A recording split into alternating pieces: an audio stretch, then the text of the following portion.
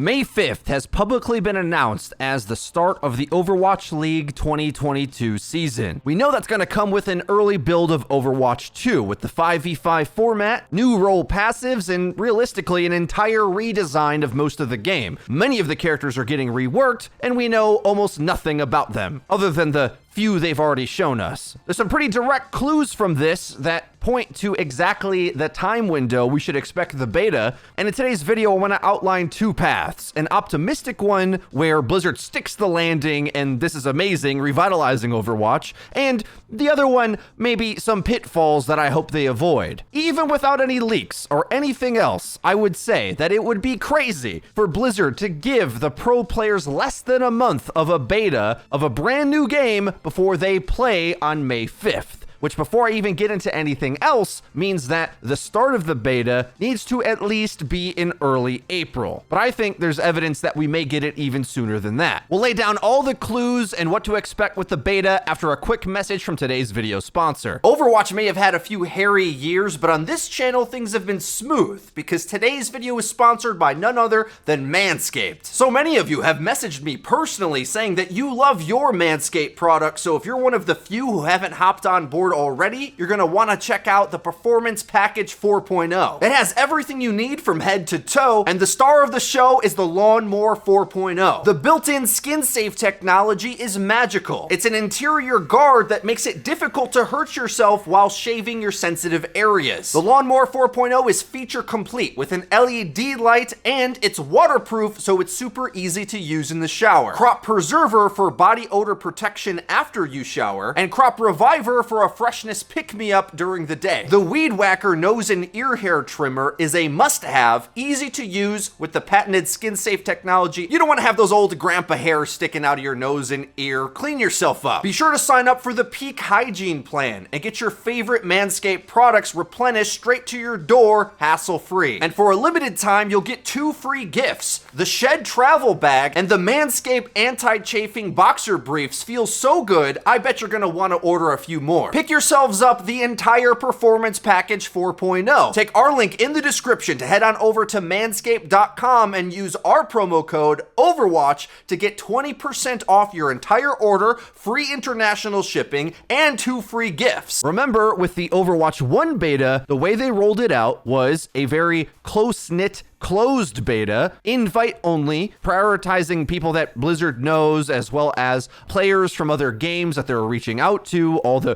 TF2 players, for example, were some of the first ones they went to. You can expect a pretty early closed beta, and it may even be okay for it to be streamed on Twitch. It was in Overwatch 1, which for me at least means that we're going to see a lot of new information pretty soon as that go live button gets hit. Then in Overwatch 1, although it did have a bit of a reputation being called Only Watch at the time, fans could apply on the website to get in on the beta, with them testing the servers week by week, typically giving more players access on the weekend. I mean, that's how I got in originally. I didn't get a personalized invite.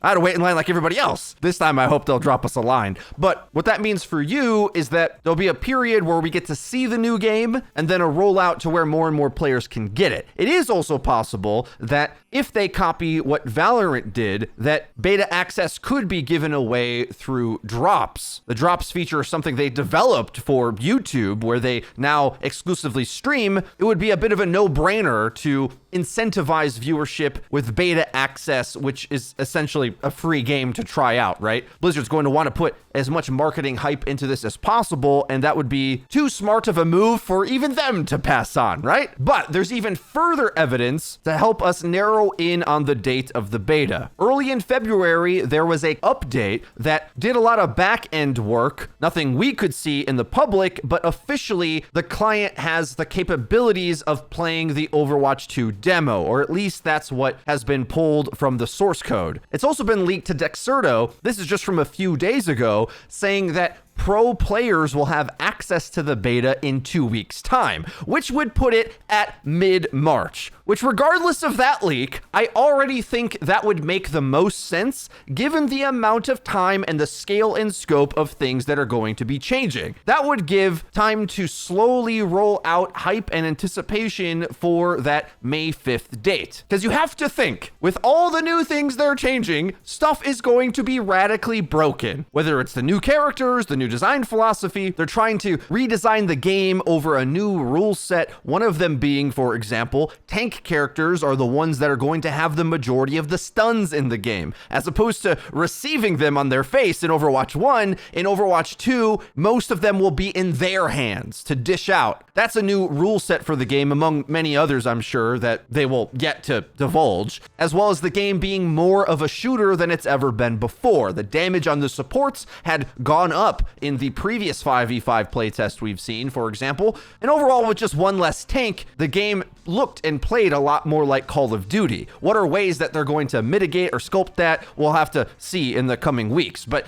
it's my guess that there is so many changes, there is no way that they wait too long to start revealing these. They pretty much just flat out said, yeah, we're gonna have to rework like most of the game. Leaks to respected journalists showed that the Overwatch League was putting pressure on the dev team to pretty much go pencils down, finish this thing before early next year. We need a game to play. So very clearly the focus had been transitioning over this last year towards that 5v5 PvP rework, and now is time for us to see it. Does it make sense? Does it work? Is it even fun? We have no idea. But my optimistic take on this is that we have seen this dev team specifically, those of them that still are on the team, work on Project Titan. For 7 years, they attempted to make the World of Warcraft successor, a big MMORPG that was going to be the cash cow of the company, so much that they kind of locked it in their own development hell, so to speak. But in a very similar way, it was decided that resources needed to be dropped from that massive scale and scope of project, and they needed to produce something. What did they do? Well, in under a year, they decided to take some of the themes that they had with Titan, rework some of the characters under a new design philosophy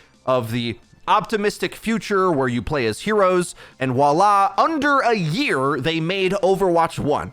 Remember that. This is how creative genius tends to work. You can work 7 years on something that fails just to work a year on something that becomes game of the year and a massive hit. I'm not saying that guaranteed will happen over this past year. I'm just saying this team is capable of working under tight time pressures. In fact, maybe that's kind of what they need to get something done and pushed out the door. Other reasons to be optimistic. They've been much more willing to accept that they need to balance the game faster. They have worked the past few years to have the flexibility to do that, as well as maybe even just like the creative leadership to be okay with just reworking the game all the time, understanding that it's a fluid thing and they don't have to be too precious about some of their ideas. That's been a big step forward, I think, and one that they'll badly need in the chaos that's going to be hitting us with Overwatch 5v5. They also seem to be more open-minded to what players think. For years, it felt that they had an air of superiority about the game, but I don't know if that was more the leadership of Bobby Kotick or the devs themselves,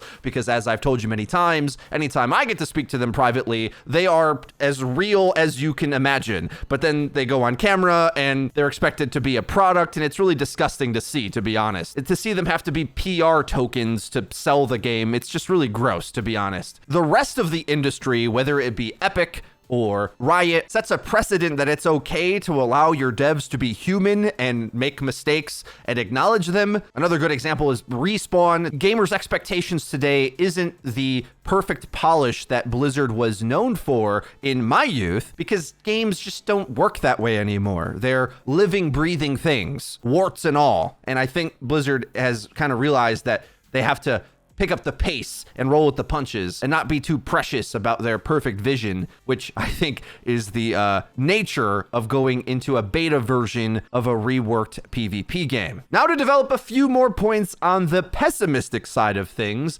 why wouldn't this work? Mistakes Blizzard could make. And to be honest, I don't think they're gonna make these, but things to look out for if they somehow don't balance fast enough. The most clear example is in the pro playtest. It was blatantly obvious that the Sombra rework, where she had more damage but hack was more skill and timing based, but overall just more powerful and better in a team environment, it was obvious that at high tiers that was going to be massively overpowered. That kind of took the devs by surprise, and it shouldn't have. In my opinion, it's okay. A lot of, quote, experts on the game, like myself, disagree with one another, and we aren't always right. But most of us look at that Sombra rework and is like, there's no way this isn't massively overpowered at the highest tiers. So that makes me worried. We'll play the Frito drinking game today and get it out of the way early.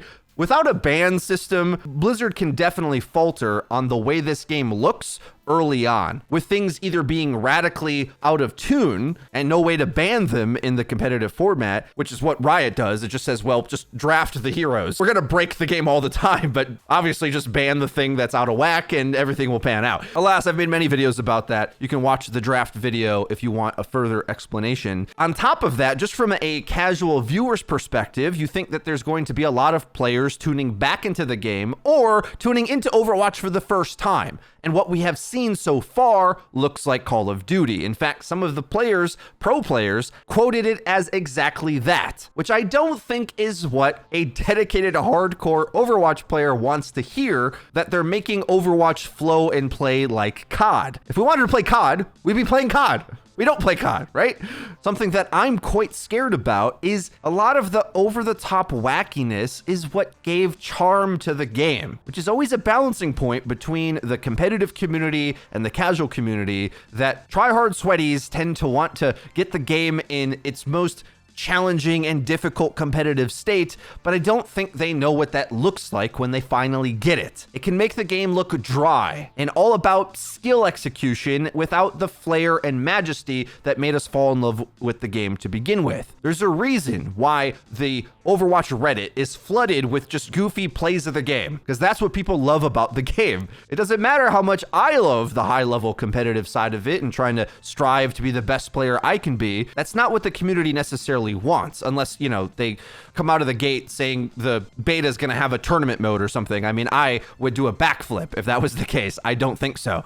But on the point of new features, I think there needs to be more than just the gameplay alone for the gaming community to be sold on Overwatch 2.0 5v5 PvP. Because so far what we've seen looks too much like Overwatch 1 and also too much like Call of Duty, neither of which jumps off the screen as something impressive that you have to play. I want to play it, but I love the game. So to round out and conclude this section, what I certainly hope is that there isn't an underwhelming amount of content in this beta. I hope that there is a blitz of new content, new heroes, new concepts, and hopefully features. At BlizzCon Online, it seemed that they accidentally leaked a clan functionality. I want to see new stuff to do immediately, and for this game to feel like it has a heartbeat again. That's how Jeff used to describe it. That's the whole concept of the seasonal events, to make it feel like the game has a beating heart, that it's alive. Well, after years of rehashing that idea, we need to whip out the defibrillator. We need content shot into the arm, and quick. Blizzard has to know how important it is for this first impression to be good. It isn't good enough for this to feel like, oh, more players get to play the half-baked 5v5 we have right now. No.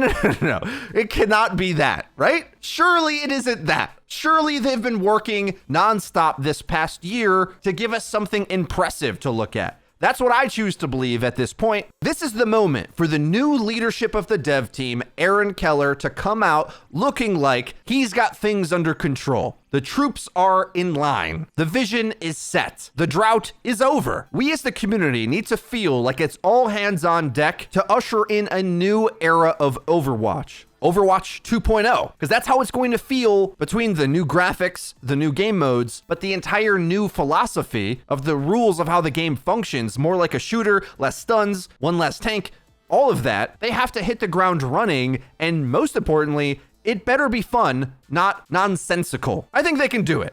With all that being said, I surely hope Blizzard has some massive bombs to be dropping to make the general gaming community fall in love with the game again. They'll always have my heart, but we want the game to be thriving again, and not for there to be excuses like there's not enough dev resources to go around to continue development, right? We'd never want to hear a thing like that again for Overwatch. I think there is about 2 weeks to 4 weeks that we are stuck in Overwatch 1. And the moment that the first live stream goes up, where the public can view the Overwatch 2.0 beta, the old from Overwatch 1 is dead, and we have transitioned into the new era. Does Blizzard pull through? Not only does Overwatch need this, Activision Blizzard needs this to be a success. After the last 2 years they've had, they got a lot riding on this. I'm ready, Uncle Aaron. And if you're ready too and want to follow our continued coverage of Overwatch 2.0, be sure to hit the subscribe button and click the bell icon to actually get notified when our videos go live. We're going to be making an outrageous amount of content for this new game, so you're not going to want to miss out on all of the news, guides, breakdowns, and more, so be sure to subscribe so you don't miss out on anything. And at the very least, upgrade your shave game today. Linked in the description, you can head on over to manscaped.com and use our promo code OVERWATCH to get 20% off your entire order, free shipping, and 2 free gifts. Overwatch might have been a bit hairy, but we don't have to be, fellas. Click that link and get hooked up today. I've been Frito for Your Overwatch. We'll see you guys next time.